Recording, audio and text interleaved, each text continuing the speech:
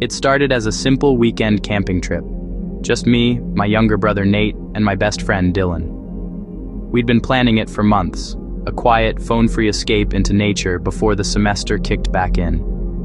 We drove out Friday afternoon, deep into the national forest. The kind of place where the GPS gives up halfway and the trees start to look the same in every direction. We finally settled on a clearing beside a small creek, miles away from anyone else. The first night was perfect. We set up our tents, built a fire, roasted marshmallows, and just exhaled. You don't realize how loud life is until you're surrounded by nothing but crickets and running water. Around midnight, Dylan turned in. My brother and I stayed up a little longer, talking quietly beside the dying fire. The forest was calm, too calm, maybe, until I heard something. A whisper. Not like the wind, not like an animal. It was low, close, almost like someone saying, "Hey." I froze. Nate didn't seem to notice. He was staring into the fire. I waited, every muscle in my body tight, listening. Nothing, just the crackle of wood. I told myself it was my imagination. I'd had too much caffeine on the drive, maybe I was jumpy. We went to sleep a few minutes later. Around 3 a.m., I woke up. The fire had burned out, the woods were silent. The kind of silence that hums in your ears. Then, a sound. Whispering. Faint, outside the tent. I held my breath. It wasn't words I could understand, just hushed tones like two people talking quickly, right outside the nylon wall. I reached over and shook Nate awake. "Do you hear that?" He blinked, groggy. Then I saw his face change. He heard it too. The voices stopped immediately. Total silence. After a few seconds, Nate muttered, "Probably other campers." I wanted to believe that, but I'd hiked the area that evening. There was no one else within miles. We waited a few minutes, then drifted back to uneasy sleep. The next morning, Dylan complained that someone had been walking around his tent. He said he heard footsteps, slow, circling, stopping at his zipper. He'd called out my name, but no one answered. We checked around the campsite. No footprints, no trash, nothing. The ground was dry. That day we hiked to a nearby ridge, cooked lunch, and tried to laugh it off. But even in daylight, I felt like the forest was listening. The trees were too still, the air too heavy. That night we kept the fire going longer. Dylan insisted on sleeping with his flashlight in hand. Around 2 a.m., I woke again. Not from a sound this time, but from a feeling. That prickling sense when you know someone's watching you. Then came the whisper, right by my ear. "Go home." I shot upright. The whisper wasn't outside the tent this time, it was inside. Nate jolted awake from the sound of me gasping. His flashlight beam cut across the tent. Nothing there. But the air felt wrong. Heavy. Wet. Like the forest had exhaled inside our tent. We didn't sleep again. At sunrise, Dylan was gone. His tent was unzipped, his shoes missing. His flashlight was still on, half buried in the dirt. We called his name for hours. We checked the creek, the ridge, the trail back to the car. Nothing. No footprints again. We radioed the park rangers using the emergency beacon. They arrived later that afternoon with dogs. The dogs refused to go past the tree line. Just sat there, growling, ears pinned back. One of the rangers, an older guy, asked where we'd camped exactly. When we showed him the spot, his face changed. He said quietly, "You shouldn't have set up here. This clearing isn't on any of our maps anymore." I asked why. He hesitated, then said, "We had a case here about 10 years ago. A group went missing, all but one. The survivor said they kept hearing whispers in the trees, and that the forest didn't want them to leave." He told us we could pack our things and go, but not to look back. It's been 6 months since that night. The rangers never found Dylan, not even a trace. Sometimes I still wonder if we imagined the whispers, if maybe exhaustion made us hear things that weren't there. But every time I think about going camping again, I remember that voice telling us to go home. and I can't bring myself to step into the woods anymore.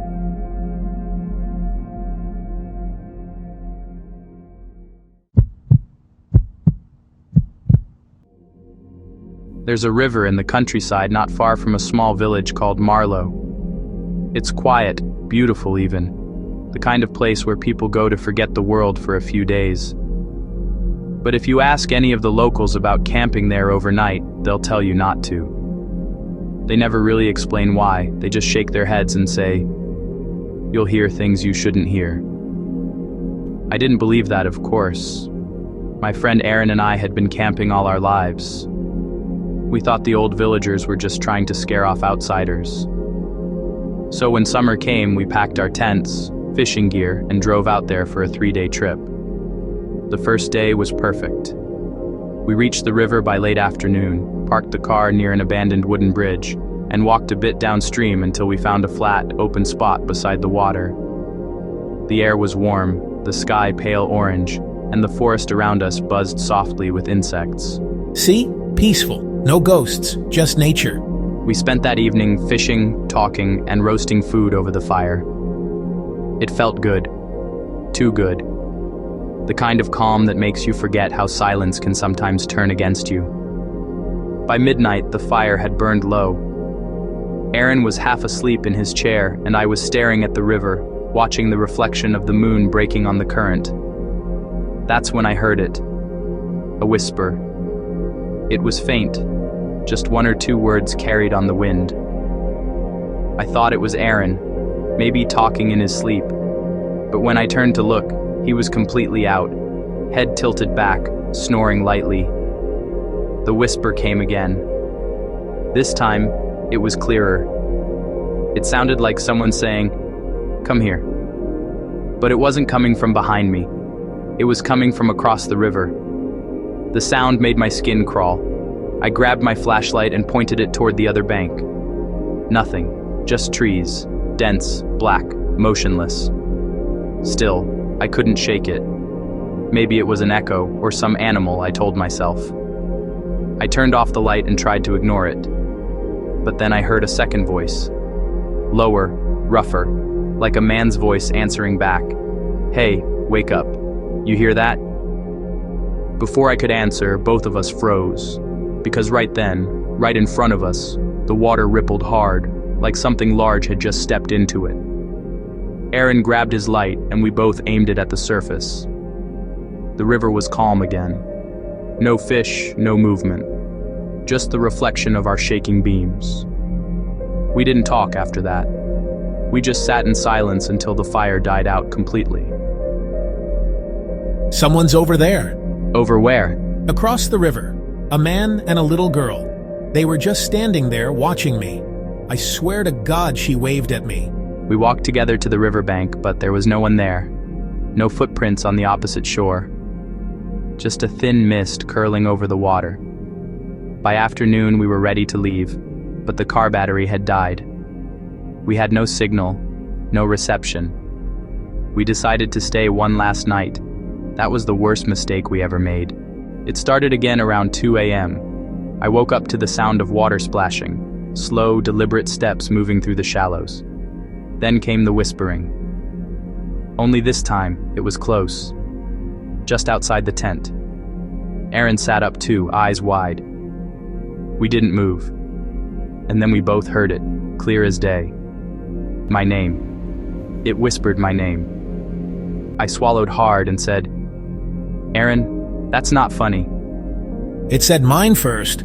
That's when we heard breathing, slow, raspy, right outside the tent fabric. I reached for my flashlight and clicked it on, but the light flickered and died immediately. Aaron unzipped the tent flap just an inch and froze. There were footprints in the mud, small, bare, wet, leading right up to the tent door, but none leading away. "We're leaving, now!" We grabbed what we could and ran for the car in total darkness. Somehow the engine started on the first try. We drove all the way back to the main road without speaking. 2 weeks later, I went back alone, during the day, just to see if what we'd seen had been real. The area was quiet again, untouched. Except for one thing. Near the riverbank, half buried in the mud, I found a small, pale blue child's shoe. It was soaked through and stiff with dirt. Next to it, carved faintly into a tree trunk, were two names, both ours.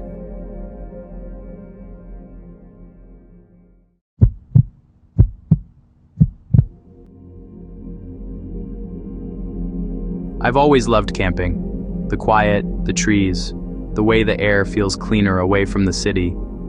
It's the one thing that helped me clear my head whenever life got heavy. So when a couple of friends invited me on a weekend camping trip in the mountains, I didn't hesitate. We were 4 in total: me, Nate, Tyler, and Mia. We'd been friends since high school, though we hadn't seen much of each other lately. It felt like a good way to reconnect. We arrived late in the afternoon at a campsite just off a narrow dirt road surrounded by pine forest. The place was empty, except for one RV parked far off near the lake. We set up 2 tents, one for me and Tyler, one for Nate and Mia.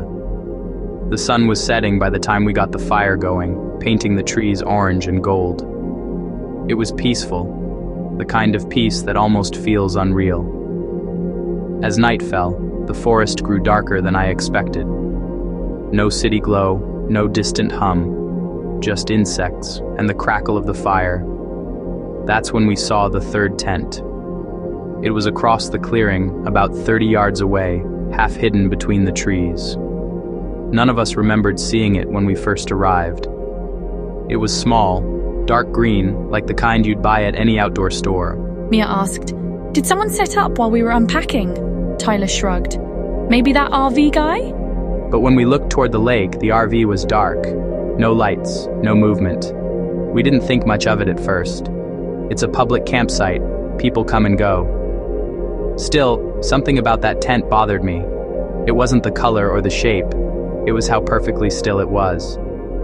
No lantern inside, no sound, not even the ripple of fabric from the wind. When we went to bed, the woods were silent.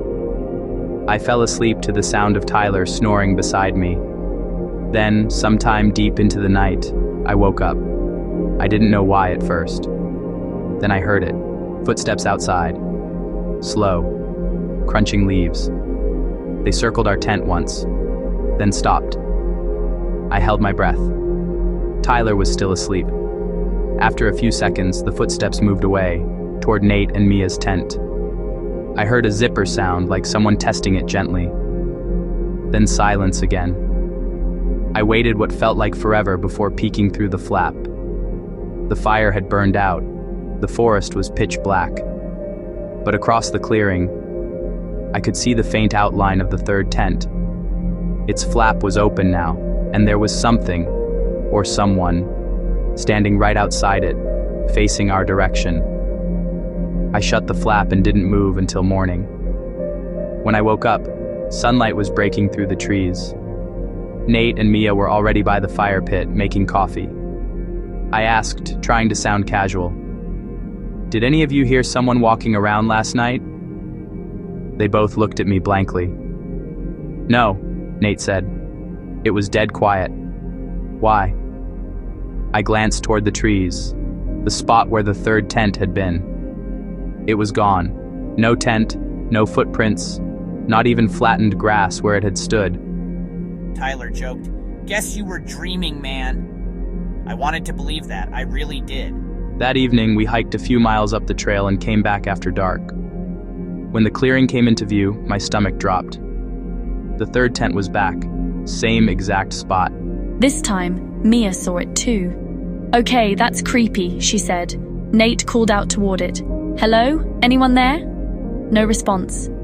Tyler, being the brave idiot he is, said, "I'm gonna check it out." We tried to stop him, but he grabbed his flashlight and walked across the clearing. We watched him unzip the tent and lean inside. Then his light went out.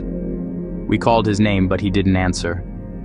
The beam flickered once more inside the tent, then nothing. Mia started crying. Nate grabbed a stick from the fire, lit it, and went after him. I followed. When we reached the tent, it was empty. No Tyler, no flashlight. Inside, the ground was cold and damp, but there were no footprints, no sign that anyone had ever been there. We tore through the trees, calling his name until our voices gave out. Eventually, we had to go for help. The park rangers searched all night and the following day. They found no trace of him, not even where the tent had been.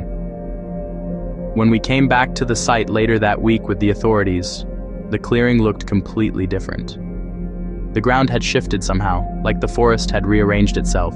One ranger, an older man, pulled me aside. He said, "You shouldn't have camped here. Every few years someone disappears from this stretch, always around Halloween, always the same way." He paused before adding, "They call it the third tent." I've been camping plenty since then, but never in the woods. I stick to cabins, places with locks, lights, and neighbors close enough to hear you scream. Because sometimes when I dream, I still see that tent, standing in the dark, waiting for someone else to notice it. That concludes tonight's story, The Third Tent. Sometimes the woods hold on to things we'll never understand, and sometimes they take back what doesn't belong.